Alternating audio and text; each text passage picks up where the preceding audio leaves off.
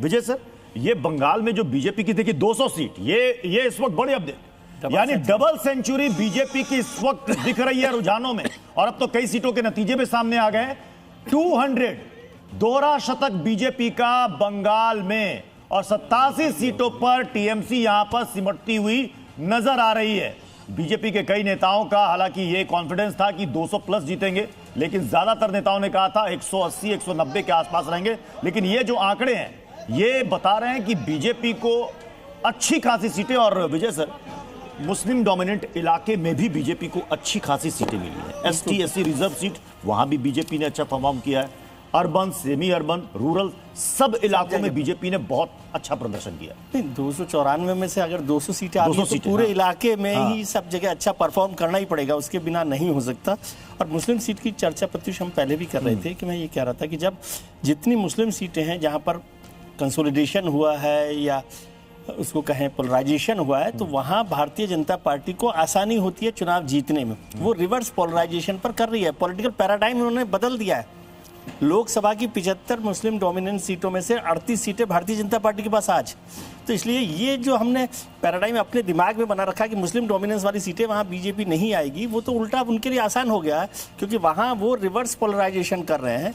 बल्कि हमारे एक मित्र ने मुझे कहा कि यदि बीजेपी को हराना है तो मुसलमान बीजेपी को वोट देना शुरू कर दें, तो बीजेपी की इमेज कांग्रेस जैसी हो जाएगी, तो फिर वो मुस्लिम डर को पैदा करके नहीं करेंगे। ये एक मजाक की बात है। लेकिन मैं अभी देख रहा था सर कि जो 162 सीटें टीएमसी ने जीती थी पिछली बार, 10 साल से जीती हुई है, उसमें से 89 सीटें बीजेपी ने जीत ली है। और जो 115 सीटें 15 साल से टीएमसी के पास थी, उसमें से भी 65 सीटें बीजेपी ने जीत ली है। और 25 से 45% जो मुस्लिम डोमिनेंस वाली सीटें हैं 103, उसमें से बीजेपी ने 49 सीटें जीत ली, मतलब 50% सीटें जीत ली है। तो इसलिए वो रिवर्स पोलराइजेशन इस इलेक्शन का एक बड़ा कारण है।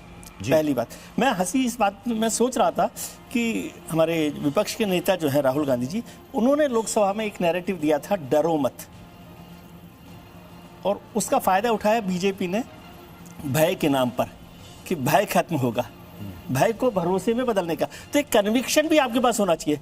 राहुल गांधी डरो मत की बात करते हैं, अभय मुद्रा दिखाते हैं लोकसभा में, और बंगाल में वो दिखाई नहीं देता, और बीजेपी उसी को यूज करके एक भय और भरोसा करके चुनाव जीत लेती है। तो आप कन्विक्शन कैसे कर रहे हैं? अभी अभिज्ञान ने बात जो कही वो बिल्कुल ठीक है कि ये ऑप्टिक्स है ना, पसंद नहीं है, ठीक नहीं है, लेकिन चल तो ऑप्टिक्स से रहे। 2014 का चुनाव चाय पर चल गया, चाय वाला मणिशंकर जी ने बोला और चाय को लेकर पूरा का पूरा इलेक्शन जीत लिया गया। जब नॉर्थ ईस्ट में इलेक्शन हुआ और कांग्रेस ने बीफ का मुद्दा उठाया, तो भारतीय जनता पार्टी ने कहा बीफ हमारे लिए प्रॉब्लम नहीं है, खाने का मुद्दा जो भी हो वो हो जाए। हरियाणा में तो वो गोहाना की जलेबी याद कीजिए, जब राहुल जी ने बोला था कि फैक्ट्रीज में जलेबी बन रही है, बीजेपी उसको ले उड़ी।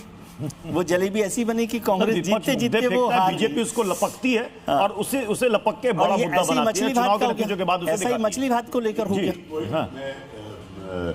विजय की बात को ही आगे ले आए। मैं पत्रकारों पर भी ज़रूर एक कमेंट करूंगा जिन्होंने वहाँ पर बहुत लंबे समय की यात्रा की थी, क्योंकि सुबह से, और पहले तो मैं एग्जिट पोल के बाद सबको मैसेज करना चालू कर दिया कि भाई बताइए आपके हिसाब से क्या हो रहा है, आपके हिसाब से क्या हो रहा है। कोई बता नहीं पाया। ठीक है, जितने प्रकांड पंडित पश्चिम बंगाल गए थे, कोई बता नहीं पाया।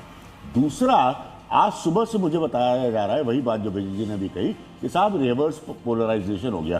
तो ये रिवर्स पोलराइजेशन जब हो रहा था हर एक से 1.5 किलोमीटर पे, तो आपको दिखाई नहीं पड़ रहा था, आपको समझ नहीं आ रहा था, क्योंकि 200 सीट आ रही है भारतीय जनता पार्टी की। इट इज सो ऑब्वियस कि आपको साफ समझ में आएगा, साफ नजर आएगा अगर आप अपनी गाड़ी से उतरकर 10 मिनट के भी किसी से चर्चा करें। मेरे ख्याल से दिमाग और आंखें दोनों खोल के जाएं। हाँ, लेकिन वही पॉइंट है ना, क्योंकि अगर आप प्री डिसाइडेड एजेंडा बनाकर जाएंगे तो फिर आपको नहीं वो नजर आएगा ना, क्योंकि 200 सीट अगर आ रही है।